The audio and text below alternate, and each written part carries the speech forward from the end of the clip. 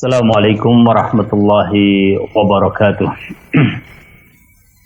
Innal hamdalillah nahmaduhu wa nasta'inuhu wa nastaghfiruh wa na'udzu billahi min shururi anfusina wa sayyiati a'malina. May yahdihillahu fala mudhillalah wa may yudlilhu fala hadiyalah.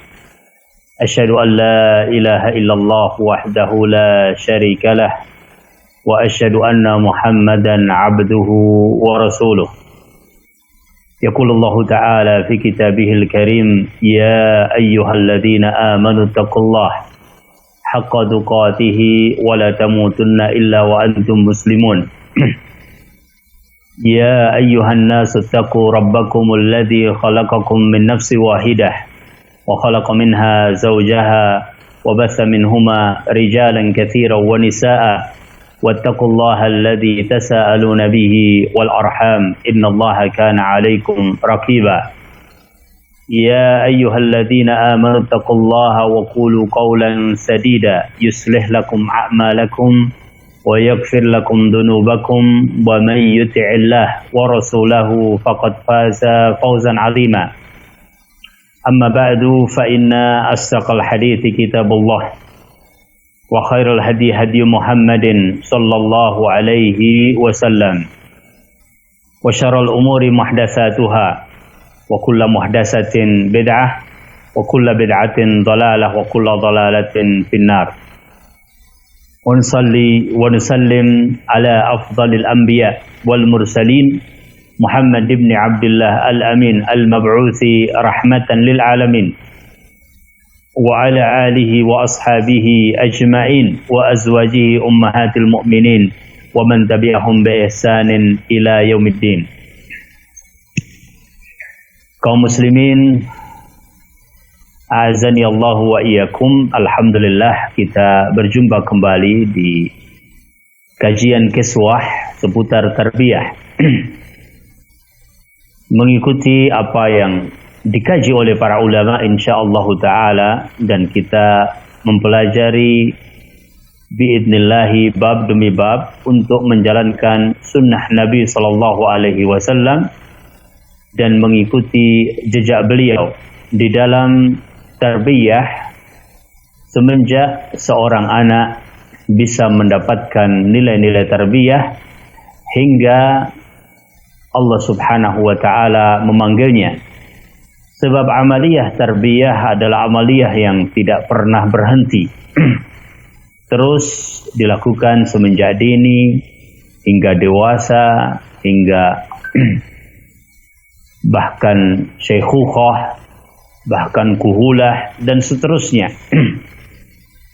Dan ini adalah merupakan sebaik-baik amalan insyaallah, karena pada hakikatnya kita ingin menjadi hamba-hamba yang dididik oleh sunnah-sunnah Nabi sallallahu alaihi wasallam. Dan kita bersyukur bahwa Allah subhanahu wa ta'ala memudahkan kita untuk mengkaji hal-hal yang berkaitan dengan tarbiyah. Syukur yang insyaallah ta'ala merupakan bagian dari amal soleh kita. Sebab manusia pada hari kiamat kelak akan dihadapkan kepadanya 3 diwan atau 3 catatan. Catatan yang pertama berkaitan dengan amalan-amalan solehnya. Catatan yang kedua berkaitan dengan kesalahan dan dosanya. Dan catatan yang ketiga adalah tentang nikmat-nikmat Allah subhanahu wa ta'ala kepada dirinya. Maka semoga apa yang kita lakukan ini adalah termasuk rasa syukur kepada Allah dan termasuk amalan-amalan saleh yang akan menguatkan timbangan kebaikan kita pada hari kiamat kelak. Bab yang akan kita pelajari pada malam hari ini insyaallah berkaitan dengan tahnikus sibyan wa du'a lahum bil barakah. Melakukan tahnik kepada seorang bayi yang baru terlahir dan mendoakan keberkahan adalah merupakan rahmat Allah subhanahu wa ta'ala tatkala seorang diberikan keturunan. Dan rahmat Allah itu juga sekaligus adalah merupakan amanah. Pada bab-bab yang telah lalu kita mempelajari bagaimana kita harus memohon kepada Allah Subhanahu wa taala perlindungan untuk anak keturunan kita dan berupaya agar Allah Subhanahu wa taala benar-benar menjaganya sehingga mereka menjadi dzurriyyatan thayyibah, yaitu anak keturunan yang baik. Nah, salah satu di antara yang dilakukan dan dicontohkan oleh Nabi kita Muhammad sallallahu alaihi wasallam di saat wiladah atau kelahiran adalah at-tahnik, yaitu mengunyah kurma sehingga lembut dan kira-kira memberikan sebesar ujung jari kita kepada mulut sang bayi dan disentuhkan kepada langit-langitnya untuk dia mengikuti kunyahan tersebut. Ini adalah salah satu di antara sunnah Nabi sallallahu alaihi wasallam. Baiklah, coba kita lihat beberapa riwayat yang dibawakan oleh Asy-Syaikh di sini berkaitan dengan tahnik as-sibyan. Yang pertama adalah dari riwayat Imam Muslim rahimahullahu taala an Aisyah radhiyallahu taala anha anna Rasulullah sallallahu alaihi wasallam kana yu'ta bis-sibyan fayubarriku alaihim wa yuhannikuhum. Kata Aisyah radhiyallahu taala anha bahwasanya Rasul sallallahu alaihi wasallam itu dibawa kepada beliau as-sibyan, yaitu anak bayi, ya. Jadi tidak hanya satu atau dua orang di kalangan para sahabat yang melakukan ini, banyak di kalangan mereka mendatangkan bayi-bayi mereka kepada Rasul sallallahu alaihi wasallam. Ini tidak lain karena barokah yang ada pada Rasul sallallahu alaihi wasallam, ya. Kita tahu seluruh yang ada pada diri Rasul sallallahu alaihi wasallam berkaitan dengan jasad jisim beliau sallallahu alaihi wasallam, maka ada keberkahan, ya. Kita mendengar dari berita-berita hadis Nabi sallallahu alaihi wasallam dan kita membaca riwayat-riwayat bagaimana Nabi sallallahu alaihi wasallam misalnya menyembuhkan sahabat Ali radhiyallahu taala anhu dalam perang Khaybar ketika sakit mata, ya. Dan banyak sekali riwayat yang menunjukkan akan hal tersebut. Maka para sahabat radhiyallahu alaihim ajma'in, ya, di antara yang mereka lakukan, dan tentu ini sudah ditetapkan oleh Nabi sallallahu alaihi wasallam, ya, membawa bayi-bayi mereka kepada Rasul sallallahu alaihi wasallam, ya. Dan doa Rasul sallallahu alaihi wasallam adalah juga doa yang barakah.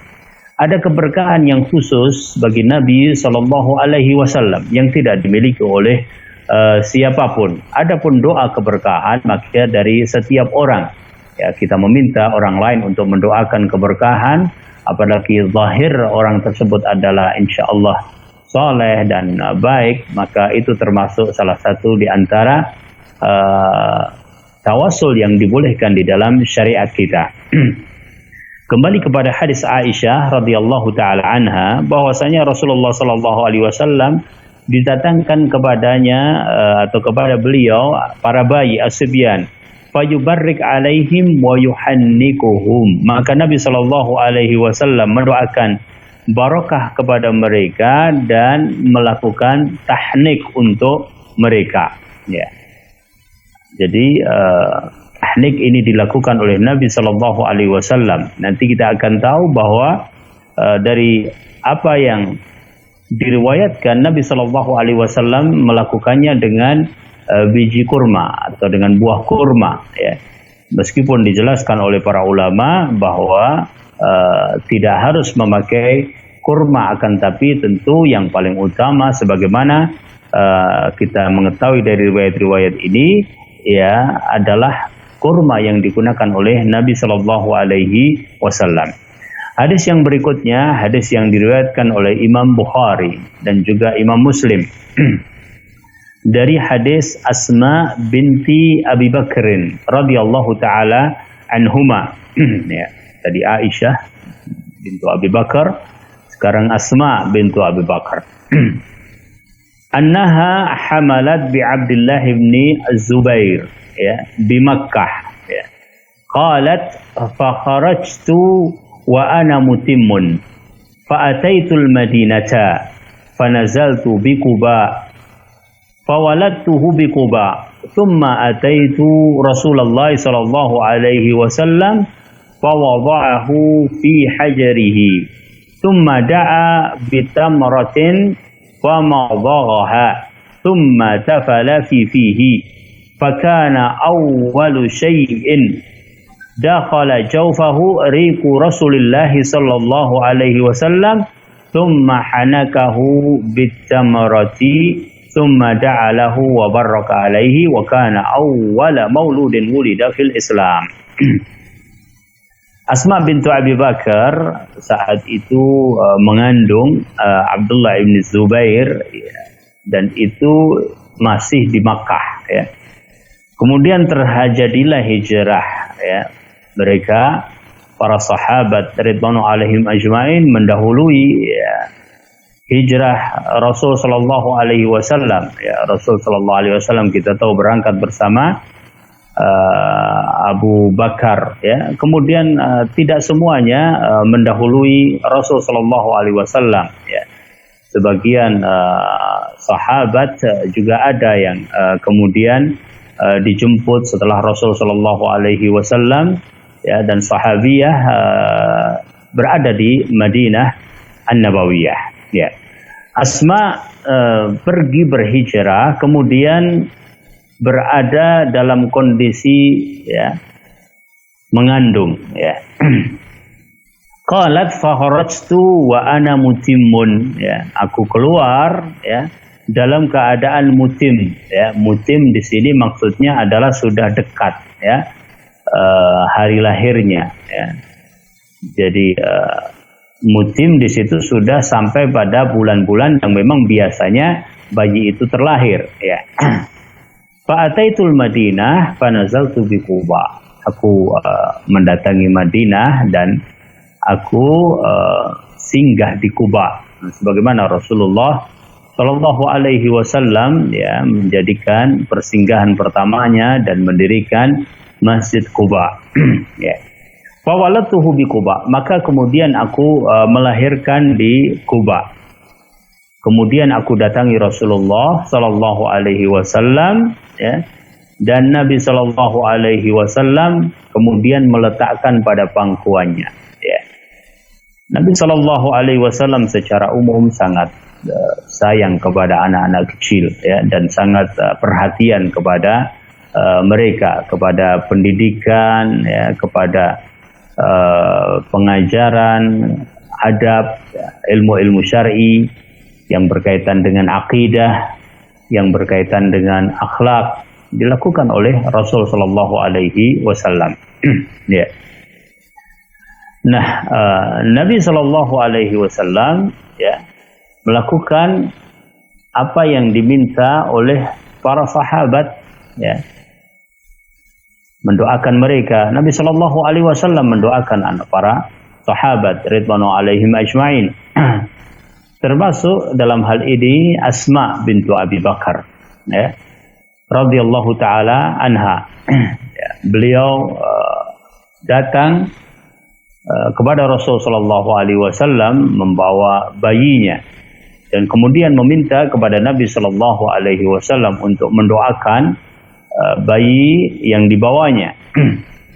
Dan dikatakan dalam riwayat ini bahwa itu adalah awwalu mauludin fil Islam, yakni dalam hijrah Nabi sallallahu alaihi wasallam. Ya. Maka Nabi sallallahu alaihi wasallam meletakkan di pangkuannya dan Nabi sallallahu alaihi wasallam berdoa dan Nabi sallallahu alaihi wasallam meminta kurma ya. Maka yang pertama kali masuk di dalam mulut Abdullah bin Zubair adalah riq atau dari ludah Nabi sallallahu alaihi wasallam ya. Dan kita katakan tadi bahwa seluruh yang dari Nabi sallallahu alaihi wasallam ya hal-hal yang berkaitan dengan fisik Nabi Shallallahu Alaihi Wasallam yang mubah, yang dari beliau Shallallahu Alaihi Wasallam barakah, maka inilah yang masuk ke dalam bayi Asma radhiyallahu taala anha. Jadi ini adalah salah satu di antara keistimewaan bayi ini. Ya. Maka Nabi Shallallahu Alaihi Wasallam berdoa dan kemudian memberikan tahnik, ya, hannakahu bitamrah, yaitu melakukan tahnik dengan sebuah kurma, yaitu dikunyah kurma itu oleh Rasulullah SAW, ya, hingga lembut tentunya karena bayi yang baru lahir belum bisa memakan hal-hal yang berat, ya. Nanti ada dalam satu riwayat bahwa tamr atau kurma yang dibawakan ada yang keras sifatnya dan dikunyah oleh Nabi Shallallahu Alaihi Wasallam, ya, kemudian diberikan kepada si bayi, kepada mulutnya dan disentuhkan ke langit-langitnya. Itulah tahnik. Nah, riwayat yang kedua ini riwayat Bukhari dan Muslim.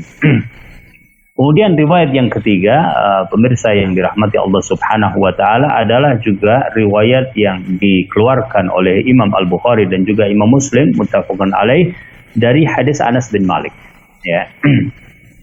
Jadi dari Aisyah yang pertama, yang kedua dari Asma binti Abi Bakar, dan yang berikutnya adalah dari Anas bin Malik. An Anas bin Malik radhiyallahu taala anhu qala kana ibnu li Abi Talhah yashtaki. Ya, ini cerita Ummu Sulaim, ya, cerita yang sangat masyhur, dan beliau adalah sahabiyah yang sangat fenomenal, ya, dalam hal ini, dan merupakan istri yang salihah, ya. Dan kita tahu juga bagaimana kisah menikahnya Ummu Sulaim, ya, radhiyallahu taala anha, yang tidak mementingkan harta benda, tidak mementingkan kedudukan, ya, yang beliau pentingkan adalah din, agama Allah Subhanahu wa taala. Bagaimana calon suaminya adalah yang memegangi dinul Islam benar-benar, ya. Dan Allah Subhanahu wa taala mengkaruniai sebuah kisah yang mubarakah, ya. Ummu Sulaim radhiyallahu taala anha, ya, menikah dengan Abu Talhah, ya. Kemudian cerita berikut adalah cerita yang sangat fenomenal, saya katakan, dan masyhur, benar, dan menjadi keteladanan bagi sebuah keluarga muslim, ya. Meskipun dalam periwayatan kali ini difokuskan tentang tahnik yang terjadi pada Abdullah, ya. Min hadis Anas qala kana ibnun li Abi Talhah yashtaki, ya, putra Abu Talhah radhiyallahu taala anhu dalam keadaan sakit, yashtaki. Fa kharaja Abu Talhah, kemudian Abu Talhah, ya, berada di dalam sebuah keperluan, ya, bepergian, ya. Sementara Ummu Sulaim di rumah bersama putranya yang dalam keadaan sakit, ya. Faqubidha sabiyu, maka kemudian anak tersebut, ya, meninggal, ya.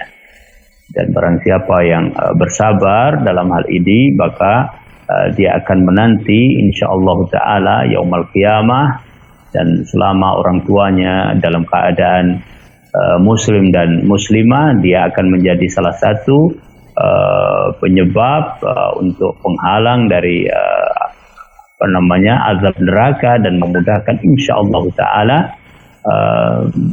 masukkan kedua orang tuanya ke dalam surga, salah satu di antara pahala kesabaran seseorang. Falamma raja'a Abu Talhah qala ma fa'ala ibni. Ketika Abu Talhah pulang, dia bertanya, apa yang terjadi pada putraku?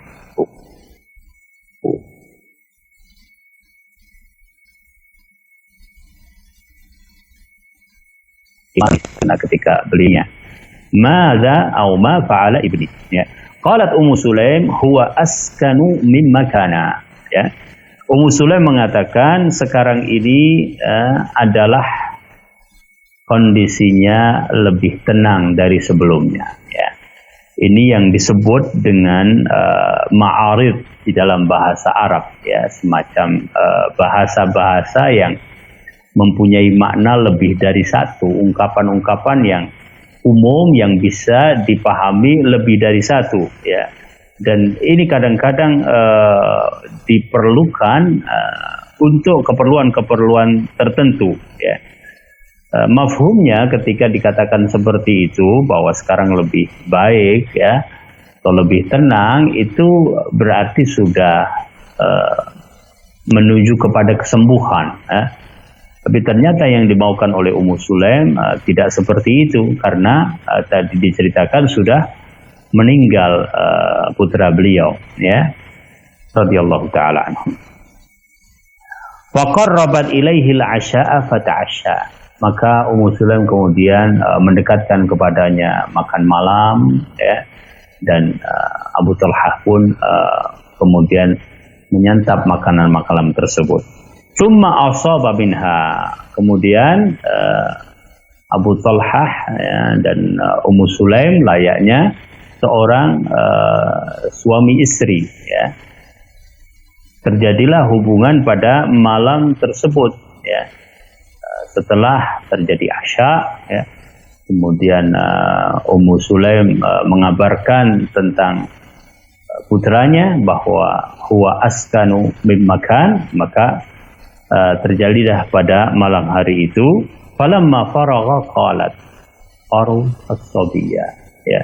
Kemudian ketika selesai ternyata baru dikabarkan bahwa anaknya telah dikubur karena meninggal, ya. Betapa tentu ini adalah mengagetkan bagi Abu Talhah, tetapi tentu Abu Talhah radhiyallahu taala anhu, ya, salah satu di antara sahabat yang mempunyai sikap terdidik dari Rasul sallallahu alaihi wasallam bahwa musibah telah terjadi, dan beliau radhiyallahu taala anhu mempunyai sebuah pertanyaan tentang apa yang dilakukan Ummu Sulaim, ya, terhadap dirinya pada malam hari itu, ya, berkaitan dengan apa yang terjadi.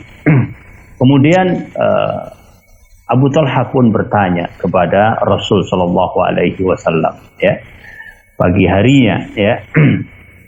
Falamma asbaha Abu Talhah ata Rasulullah sallallahu alaihi wasallam fa akhbarahu. Ketika pagi, maka Abu Talhah datang kepada Rasulullah sallallahu alaihi wasallam dan mengabarkan kepada beliau, ya.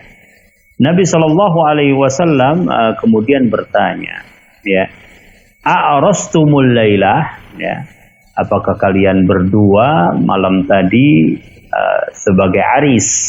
Aris itu pengantin, dan di sini adalah kinayah juga dari Rasul sallallahu alaihi wasallam untuk, ya, menanyakan apakah terjadi hubungan suami istri pada malam tersebut. Qala na'am. Maka Abu Talhah menjawab, ya. Qala Allahumma barik lahuma. Rasul sallallahu alaihi wasallam kemudian berdoa, ya Allah, berkailah keduanya, ya. Maka kemudian lahirlah seorang putra, ya, fawaladat gulama, ya. Maka Abu Talhah pun ketika terlahir, ya, setelah tentunya berapa lama kemudian terlahir, maka Abu Talhah ingin sekali itu dibawa kepada Rasul sallallahu alaihi wasallam. Beliau berkata, ihmilhu hatta ta'tiya bihi an-nabiy sallallahu alaihi wasallam, ya. Bawa, ya, kepada Nabi sallallahu alaihi wasallam. Fa utiya bihi an-nabi sallallahu alaihi wasallam. Maka dibawalah kepada Nabi sallallahu alaihi wasallam, wa ba'asat ma'ahu bitamarati, dan juga dibekali beberapa biji kurma, beberapa buah kurma. Maka Nabi sallallahu alaihi wasallam mengambilnya, faqala ama'ahu syai', apa dia membawa sesuatu? Qalu na'am, iya, tamarat, beberapa kurma.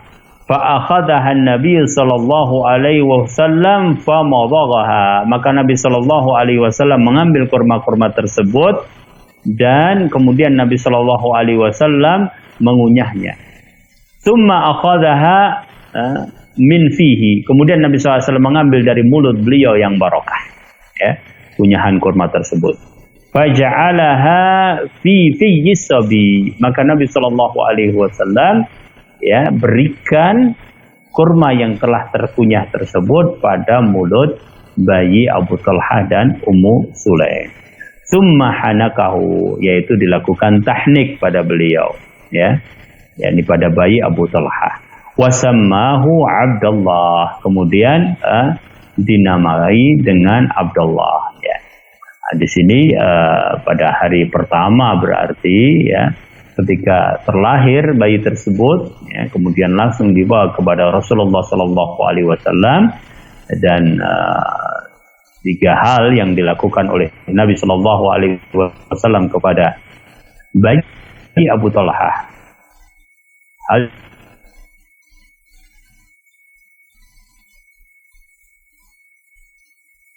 adalah yang ketiga, Nabi Shallallahu Alaihi Wasallam memberikan kepadanya nama, yaitu Abdullah, ya, sebaik-baik nama yang dianjurkan oleh Nabi Shallallahu Alaihi Wasallam.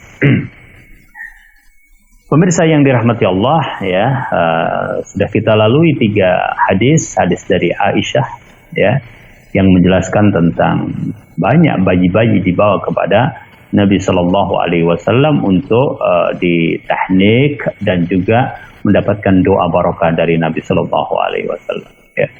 Kemudian hadis Asma, ya, ketika di Kuba Nabi Shallallahu Alaihi Wasallam memberikan doa dan tahnik, ya, kepada awwalu mauludin fil Islam. Ya.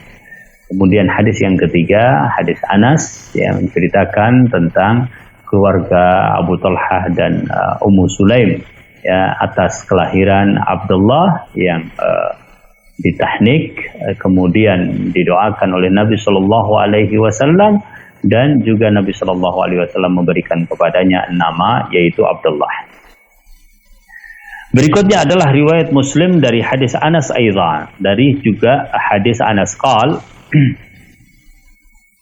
ya, cerita yang di dalam riwayat Muslim ini sesungguhnya adalah kelengkapan cerita terhadap putra Abu Talha, ya. Pada riwayat ada beberapa perincian yang berbeda, meskipun pada intinya adalah sama, tentang dibawanya Abdullah kepada Rasul Shallallahu Alaihi Wasallam dan dilakukan doa tahnik serta pemberian nama. Wa fi riwayatin di Muslim min hadithi Anas aidan qal dhahabtu bi Abdullah ibn Abi Talha al-Ansari ila Rasulillah sallallahu alaihi wasallam hina wulida. Wa Rasulullah sallallahu alaihi wasallam fi aba'atin yahna'u ba'iran lahu. Faqala hal ma'aka tamrun? Faqultu na'am. Fanawaltuhu tamaratin fa'alqahunna fihin falakahunna thumma faghara fahassabi famajjahu fihi faja'ala as-sabiyyi yatalammadhu faqala Rasulullah sallallahu alaihi wasallam hubbul ansari at-tamru wa sammahu Abdullah. Ya. Jadi pada riwayat yang berikut, ya, diceritakan bahwa yang membawa itu adalah Anas, ya, atau bisa jadi sudah sampai pada Rasul Shallallahu Alaihi Wasallam atau rumah beliau, kemudian diberikan ke Anas, kemudian Anas kepada Rasul Shallallahu Alaihi Wasallam. Wallahu taala alam. Kita tahu Anas bersama Rasul Shallallahu Alaihi Wasallam.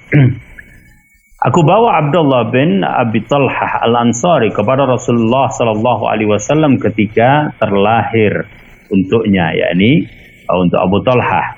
Rasul Shallallahu Alaihi Wasallam saat itu dalam sebuah aba'ah, ya, yahna'u ba'iran lahu, ya. Jadi Nabi Shallallahu Alaihi Wasallam kondisinya waktu itu sedang berada, ya, bersama seekor unta, ya. Nabi Shallallahu Alaihi Wasallam sedang ada aktivitas, ya. Maka Nabi Shallallahu Alaihi Wasallam mendapati Anas bin Malik membawa bayi Abu Talha, ya. Maka sebagaimana diriwayatkan pada riwayat tadi bahwa itu adalah untuk keperluan tahnik dan doa. Maka Nabi Shallallahu Alaihi Wasallam juga bertanya, hal ma'aka tamrun, kamu bawa kurma apa enggak? Fakultu na'am, ya. Maka aku katakan iya. Fanawaltuhu tamaratin, maka aku ambil beberapa biji kurma. Maka Nabi Shallallahu Alaihi Wasallam ya memasukkan ke dalam mulut beliau yang barokah. Kemudian falakahunna, ya, dikatakan oleh ahlul lughah al-luk mukhtassun bima bagi as-salab, ya. Jadi di sini yang saya katakan tadi bahwa kurma ini nampaknya ya mungkin agak keras, ya. Ada kata-kata al-luk, ya, atau falakahunna itu tidak dipakai kecuali untuk sesuatu yang agak keras dikunyah. Nah, Nabi Shallallahu Alaihi Wasallam mengunyahnya. Ya. Summa faghara fahassabi. Ya. Faghara fah artinya Nabi Shallallahu Alaihi Wasallam membuka mulut bayi Abi Talhah. Ya. Famajjahu. Ya, majjahu artinya Nabi Shallallahu Alaihi Wasallam memasukkannya fihi pada mulut bayi tersebut. Maka bayi itu yatalammadhu, ya, yatalammad itu artinya adalah menggerak-gerakkan lisannya, ya, jadi mengikuti mungkin terasa ada barang baru di mulutnya, terasa manis dan sebagainya, maka digerak-gerakkan mulut bayi itu karena kurma yang dimasukkan oleh Nabi SAW. Maka Nabi SAW mengatakan hubbul ansar at-tamru, ya, bahwasanya orang-orang Ansar itu mencintai atau menyukai at-tamr, yaitu kurma. Dan kemudian samahu Abdullah, Nabi Shallallahu Alaihi Wasallam memberikan nama kepada bayi tersebut yaitu Abdullah. Ya. Nah, itu hadis yang juga menjelaskan tentang riwayat bayi bagi Abu Talhah Al-Ansari dan juga Ummu Sulaim, ya, radhiyallahu taala anhu wa radhiyallahu taala anha, ya. Melanjutkan atau memberikan penjelasan lanjutan tentang apa yang terjadi pada saat itu, ya. Bahwasanya Nabi Shallallahu Alaihi Wasallam memang melakukan tahnik, ya, kemudian juga mendoakan dan juga memberikan nama kepadanya yaitu Abdullah. Yang terakhir insyaallah taala, ya, yang kita bacakan pada kesempatan kali ini ya, fi sahihain, dari hadis Bukhari dan juga Muslim, ya. Min hadis Abi Musa radhiyallahu taala anhu qala wulida li gulamun, ya. Fa ataitu bihi an-nabiy sallallahu alaihi wasallam fasammahu Ibrahim wa hannakahu bitamrah, ya.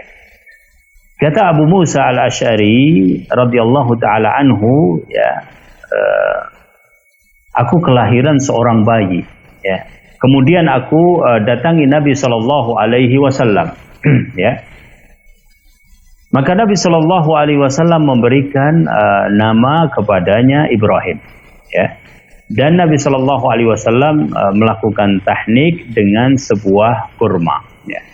Riwayat ini juga memperkuat riwayat yang pertama tadi dari Aisyah radhiyallahu taala anha, bahwasanya utia an-Nabi Shallallahu Alaihi Wasallam bisebyan, atau utia bisebyan an-Nabi Shallallahu Alaihi Wasallam. Jadi banyak anak-anak di kalangan para sahabat yang dibawa kepada Nabi Shallallahu Alaihi Wasallam. Ya, buktinya di sini Abu Musa juga seperti itu. Ketika beliau kelahiran seorang bayi, maka beliau datangi Nabi Shallallahu Alaihi Wasallam, kemudian dinamakan dengan Ibrahim oleh Nabi Shallallahu Alaihi Wasallam, dan Nabi Shallallahu Alaihi Wasallam melakukan tahnik. Nah, pemirsa yang dirahmati Allah Subhanahu Wa Taala, tahnik seperti kita pahami bahwa itu dilakukan oleh Nabi Shallallahu Alaihi Wasallam kepada bayi yang baru lahir, kemudian didoakan oleh Nabi Shallallahu Alaihi Wasallam, dan apabila memungkinkan di antara sunnah di hari itu adalah juga memberikan nama bagi bayi tersebut. Ya, Nabi SAW memberikan nama Abdullah bagi bayi Abu Talha, memberikan nama Ibrahim bagi bayi Abu Musa. Ya. Nah, sunnah ini adalah sunnah yang terus berlaku. Ya. Maka kita bisa melakukannya. Bisa dilakukan oleh bapaknya sendiri, bisa dilakukan oleh ibunya sendiri, bisa dilakukan oleh orang lain, ya. Dan mungkin ada manfaat-manfaat secara medis. Tetapi sebelum orang berbicara tentang medis, seorang mukmin adalah seorang yang meyakini bahwa seluruh syariat Allah Subhanahu wa taala adalah syariat yang baik. Apabila mengetahui hikmah, maka itu adalah kebaikan di atas kebaikan. Dan apabila tidak diketahui hikmahnya, maka maksud daripada ibadah adalah at-tadallul wal khudu' kepada Allah Subhanahu wa taala. Kita tunduk, kita menghinakan diri hanya di hadapan Allah Subhanahu wa taala. Allah taala berfirman di dalam Al-Qur'an, "Wa ma khalaqtul jinna wal insa illa liya'budun." Dan tidaklah aku ciptakan jin dan manusia kecuali untuk beribadah kepada aku. Ini kepada Allah Subhanahu wa taala. Jadi ada ibadah-ibadah yang mungkin kita bisa mencerna secara logika kita manfaatnya, yang mungkin juga tidak. Ya. Semua itu adalah untuk menguji seorang hamba apakah dia mau tunduk kepada Allah Subhanahu wa taala atau tidak mau tunduk, ya. Sedangkan hikmah-hikmah yang terjadi di dalam syariat Allah Subhanahu wa taala, kita yakin seyakin-yakinnya tidak ada syariat Allah Subhanahu wa taala yang merugikan. Bahkan seluruh syariat Allah Subhanahu wa taala juga berkaitan dengan tahlil, juga berkaitan dengan tahrim, ya, adalah bermanfaat untuk manusia, ya, di dunia, dan utamanya adalah merupakan ibadah yang bermanfaat untuk di akhirat, ya. Wallahu ta'ala a'lam bishawab.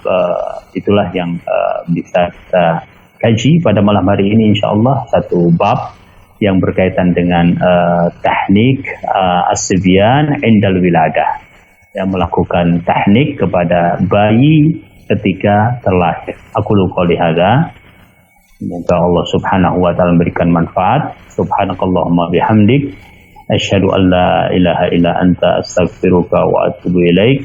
Saya kembali ke studio Ahsan TV.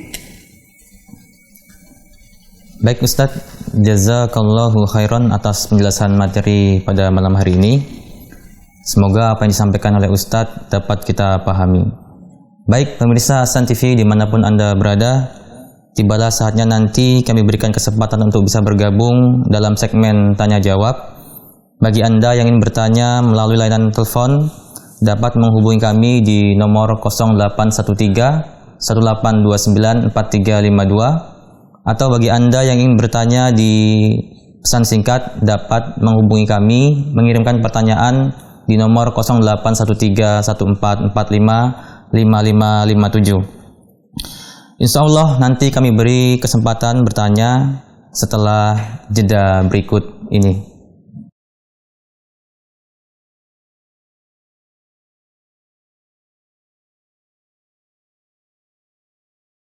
Alhamdulillah pemirsa Ahsan TV dimanapun Anda berada, tibalah kita di segmen soal jawab. Bagi Anda yang ingin bertanya terkait tema pada malam hari ini, yaitu cara mentahnik anak, dapat menghubungi kami, berinteraktif dengan kami di studio melalui telepon di nomor 0813 1829 4352, atau bagi Anda yang ingin bertanya melalui pesan singkat atau WhatsApp dapat mengirimkan pertanyaan di nomor 0813 1445 5557. Taib, sambil menunggu telepon masuk dari pemirsa, kami bacakan pertanyaan dari pemirsa dulu Ustaz melalui WhatsApp. Wan Ustaz, di luar tema. Bismillah Ustaz, apakah persalinan dengan operasi sesar oleh dokter akhwat yang dibantu dokter laki-laki, biasanya dokter analgesik, apakah termasuk hal darurat yang diperbolehkan? Jika tidak, bagaimana solusinya? Syukron, jazakallahu khairan, dari Abu Rafli di Bekasi.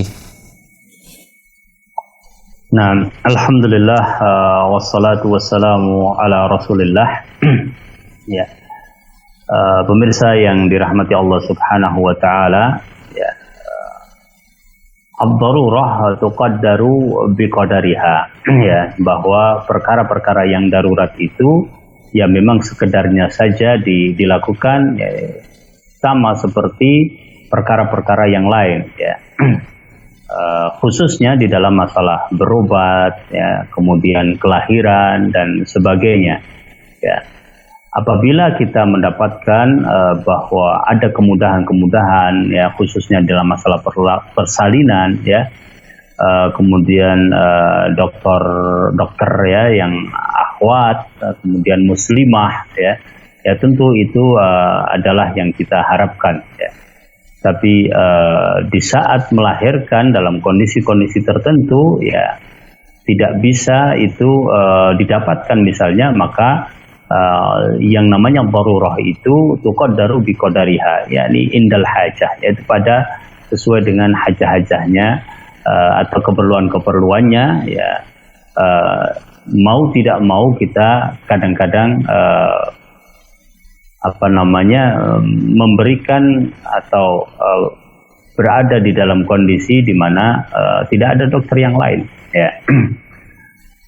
Tentu kita nasihatkan sebelum itu seorang akhwat khususnya, dan juga seharusnya seorang suami membantunya di dalam hal ini tatkala sudah mulai mengandung misalnya, maka sudah mulai mencari dokter dan tempat-tempat atau perencanaan-perencanaan untuk melahirkan, dan insya Allah semoga Allah Subhanahu Wa Taala mudahkan. Termasuk yakni pada dasarnya mungkin seorang wanita juga tidak ingin sesat, dia ingin normal. Biasanya juga kelahiran-kelahiran yang normal itu cenderung di bidan-bidan, maka itu insya Allah lebih syar'i di dalam hal ini. Dalam kondisi-kondisi tertentu, ya ad-darurah tuqaddaru biqadariha, ya kita tidak berkeinginan untuk seperti itu, tetapi kondisinya harus dijalani, maka semoga termasuk ad-darurah yang mendapatkan maghfirah, wallahu taala alam. Alhamdulillah, jazakallahu khairan atas penjelasannya, Ustaz. Semoga jawaban tadi menjawab pertanyaan dari Abu Rafli di Cikarang. Baik, kami masih menunggu telepon langsung dari pemirsa Ahsan TV. Langsung, alhamdulillah ada telepon yang masuk. Assalamualaikum. Assalamualaikum. Assalamualaikum. Waalaikumsalam, Pak. Dari Bapak siapa, di mana, Pak? Waalaikumsalam. Dari Bapak siapa, di mana, Pak? Di Lubuk Linggau. Dari di Lubuk Linggau. Dengan Bapak siapa, Pak? Halo? Halo? Supriyadi. Oh, Bapak Supriyadi di Lubuk Linggau. Langsung ke pertanyaannya, Pak. Ini. Halo, assalamualaikum Ustaz. Waalaikumsalam warahmatullahi wabarakatuh. Ini Ustaz, ini pertanyaan mungkin di luar tema ini ya. Pertanyaannya di luar tema, Pak Ustaz. Silahkan Pak, kalau bisa ya, saya jawab. Ini kan bulan Rajab nih Pak Ustaz. Bulan Rajab ini ada kegiatan itu Isra Mi'raj. Bagaimana hukumnya kita melaksanakan memperingati Isra Mi'raj? Nah, ya. Pertanyaan pertama Ustaz. Yang kedua, kami juga pengen tahu keturunan Nabi Muhammad yang terakhir itu kan ada cucunya Hasan dan Husain. Apakah Hasan dan Husain itu mempunyai keturunan gitu Pak Ustaz? Karena kami banyak ada yang mengaku ada keturunan cucu Nabi gitu Pak Ustaz. Nah, ya. Sudah Pak ya. Baik Ustaz. Baik, alhamdulillah wassalatu wassalamu ala Rasulillah. Ya.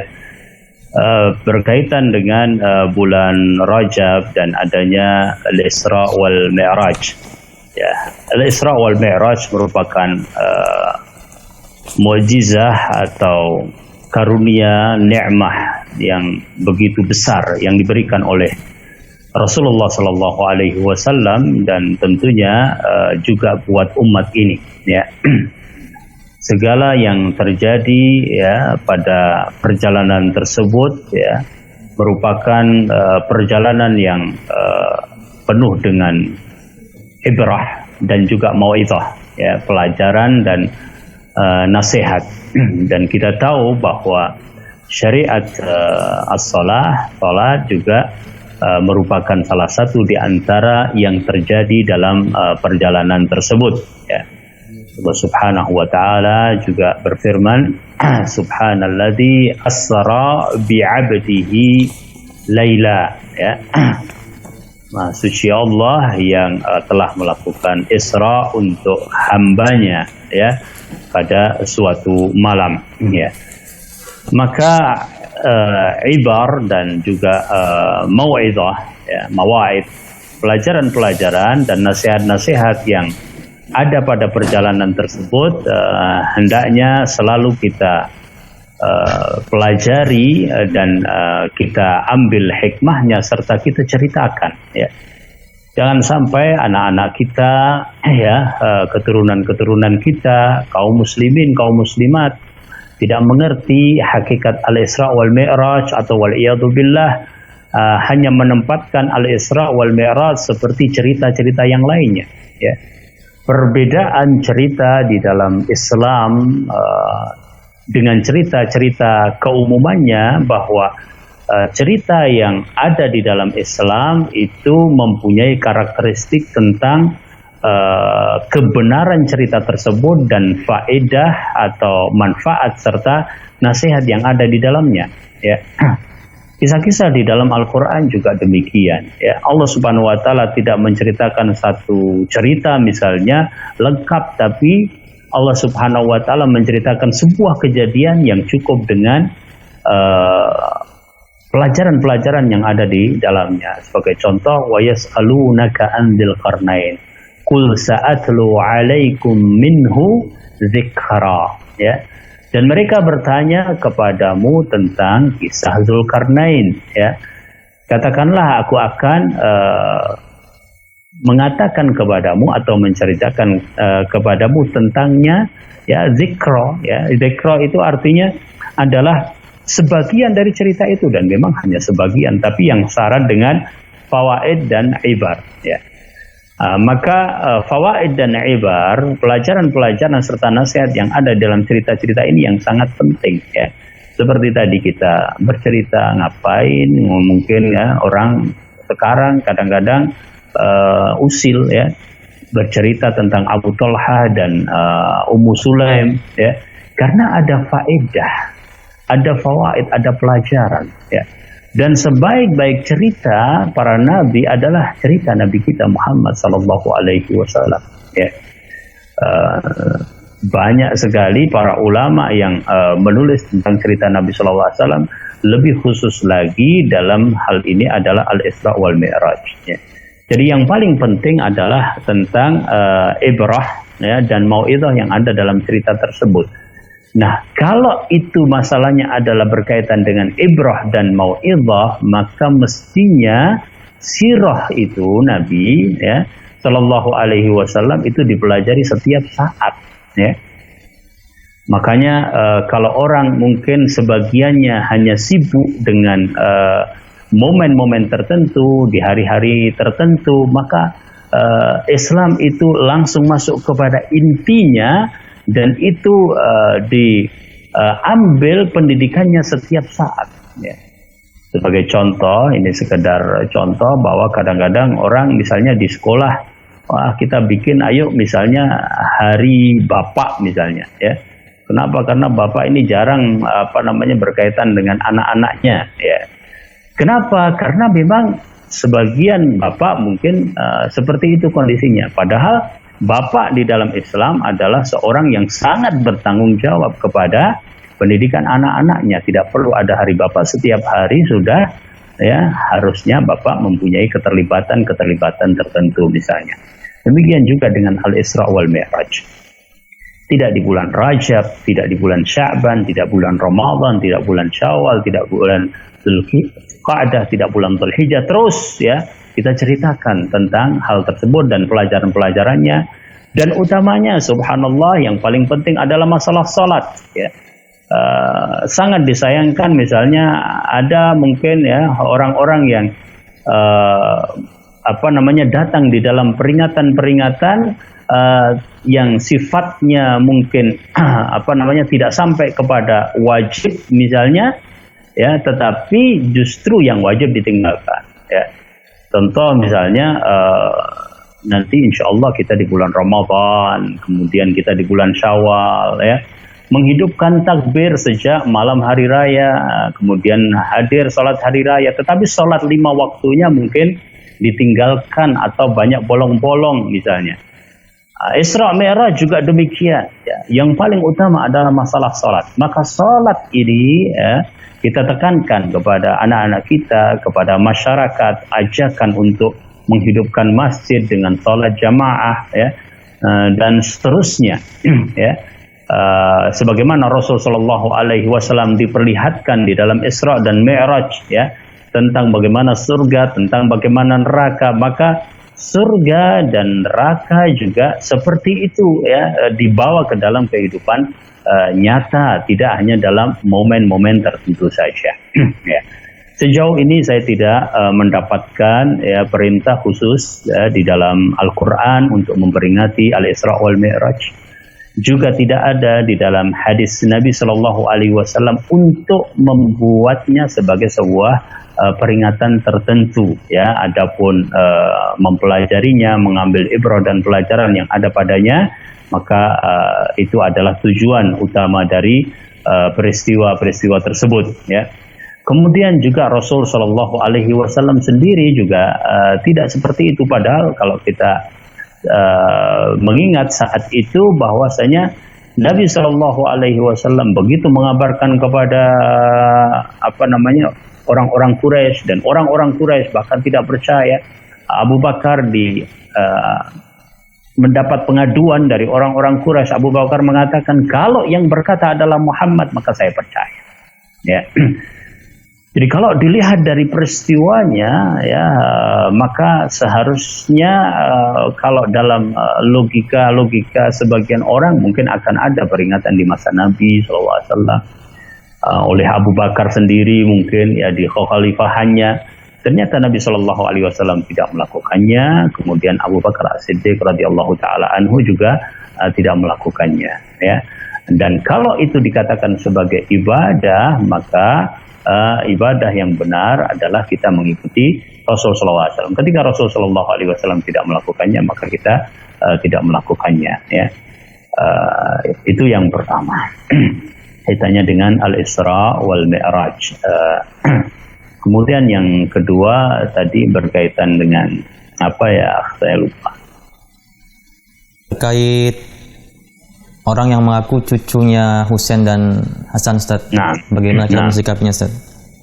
Nah, di antara keistimewaan yang ada pada diri Hasan radhiyallahu taala anhu, bahwasanya Rasulullah sallallahu alaihi wasallam mengatakan, inna ibni hadza ya aslahallahu bihi baina fi'ataini 'azimatain ya, bahwa putraku ini, maksudnya adalah Hasan ya, waktu itu yang ada pada Rasul sallallahu alaihi wasallam adalah Hasan ya, akan dijadikan sebagai muslih, sebagai yang memberikan islah, perdamaian, perbaikan dari dua kelompok besar kaum muslimin yang sedang berselisih, yaitu pengikut dalam hal ini Muawiyah radhiyallahu taala anhu dan juga pengikut Ali radhiyallahu taala anhu.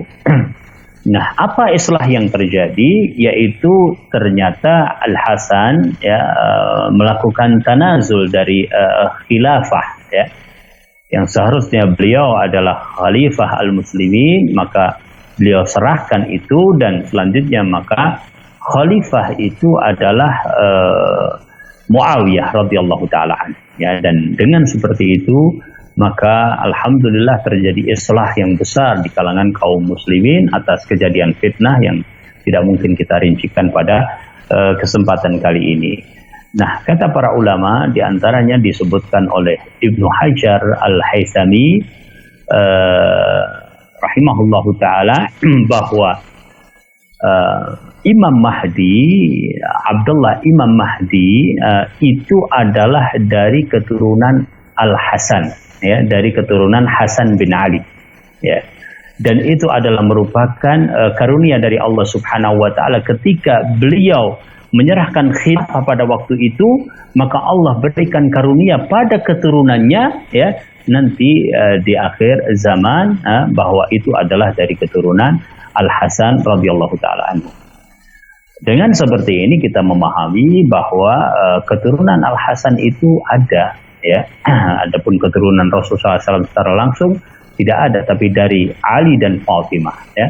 Bahwa keturunan Al-Hasan masih akan tetap ada, ya, dan dijaga oleh Allah Subhanahu wa taala. Adapun siapanya dan di mananya, ya, maka ini membutuhkan ilmu yang namanya ilmu al-ansab, yaitu ilmu tentang nasab, dan alhamdulillah itu ada di dalam Islam, ya. Maksudnya orang-orang yang punya perhatian kepada nasab, karena memang kita menghormati orang tua, kakek-kakek kita dan seterusnya, mendoakan mereka, ya. Jadi ilmu ansab ini diantara para sahabat Nabi Shallallahu Alaihi Wasallam yang mempunyai pengetahuan luas adalah Abu Bakar As-Siddiq radhiyallahu taala, ya.